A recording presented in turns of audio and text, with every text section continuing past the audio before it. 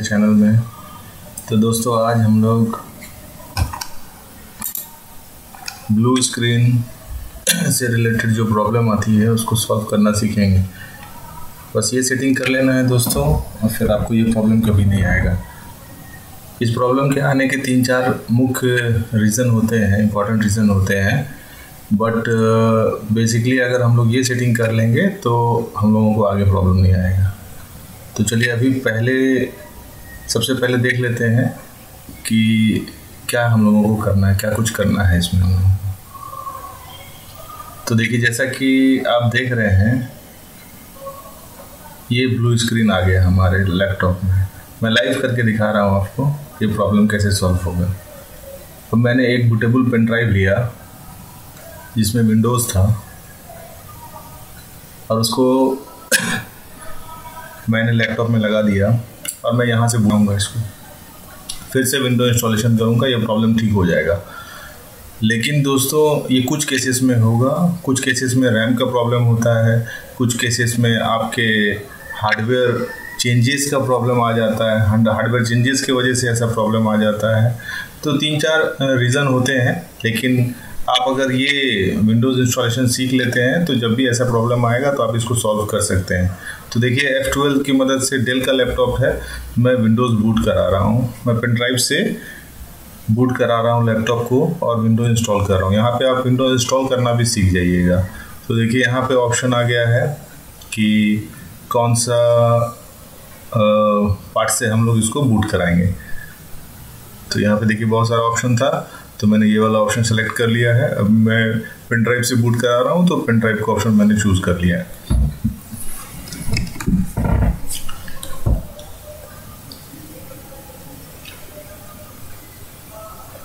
देखिए उसके बाद इंटरप्रेस कर दिया। इंटरप्रेस करने के बाद ये ऐसा सेटअप आ जाएगा विंडोज़ का।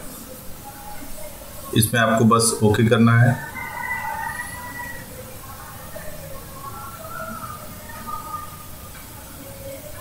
इंस्टॉल करना है।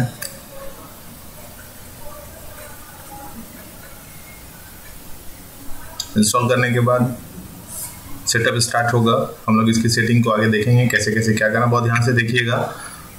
देखिए यहाँ पे टिक करने का ऑप्शन है, फिर ओके करने का ऑप्शन है, फिर कस्टम में जाएंगे, फिर पार्टीशन को डिलीट करेंगे। जितने भी पार्टीशन थे हमारे वो सबको डिलीट कर देंगे, पूरा बिल्कुल क्लीन कर देंगे यहाँ पे हार्ड डिस्क को या SSD को। ठीक है, अब यहाँ पे हम लोग देखिए इसका साइज़ ले लेते हैं, जितना भी साइज़ आपको रखना है विंडोज़ का सी ड्राइव का तो आप साइज़ रख सकते हैं। जी बेटर होगा कि आप 100 GB रखिए सी ड्राइव को। अब यहाँ पे देखिए अपने अकॉर्डिंग आप सेट कर सकते हैं। डिलीट और न्यू क्रिएट करने का ऑप्शन यहाँ पे आता है पार्टीशन, वो अपने आप सेलेक्ट करके बना सकते हैं। और फिर यहाँ पे सबको फॉर्मेट कर देना है। फॉर्मेट करने के बाद इंस्टॉल जिसमें करना है, मैं सी ड्राइव में इंस्टॉल कर रहा हूँ जो 100 GB का था। अब यहाँ पे देखिए इंस्टॉलेशन चालू हो गया है और ये रेडी हो गया है। चालू होने के बाद ये कुछ टाइम लगाता है दोस्तों, फिर रीस्टार्ट होना है, रीस्टार्ट होगा और फिर कुछ प्रोसेस इसका इंस्टॉलेशन का चलेगा। वहाँ पे वेट करना है, जहाँ पे जो ऑप्शन आएगा मैं आपको बताता जाऊँगा, बस ध्यान से देखते जाइए। देखिए रीस्टार्ट हुआ। रीस्टार्ट होने के बाद गेटिंग स्टार्टेड लिख रहा है।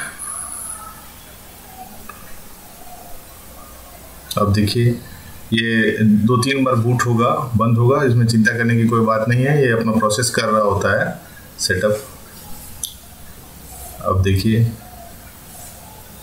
अब यहाँ पे ओके करते जाना। बाय डिफ़ॉल्ट जो हम लोगों को ऑप्शन मिलेगा यूनाइटेड स्टेट और ये सब जो लैंग्वेज होती है जहाँ जहाँ का चूज़ करने देगा वो हम लोग को चूज़ कर लेना है। फिर यहाँ पे देखिए ओके कर देना है। अब यहाँ पे देखिए continue with I don't have internet, फिर कंटिन्यू विथ लिमिटेड सेटअप कर देना है। फिर यहाँ पे अगर आप कुछ नाम देना चाहते हैं तो नाम दे सकते हैं। मैं HP मैं डेल दे रहा हूँ, आप कुछ भी लिख सकते हैं। यहाँ पे पासवर्ड देने का मन है तो आप दीजिए, नहीं तो स्किप कीजिए, आगे बढ़िए। अब यहाँ पे देखिए एक्सेप्ट करना है।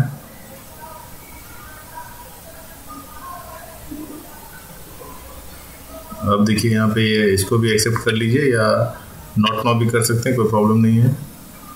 अब यहाँ पे देखिए बिल्कुल स्टार्ट हो रहा है। विंडोज़ हमारा लोड हो चुका है। अब देखिए कुछ टाइम लेता है, आपको वेट करना है।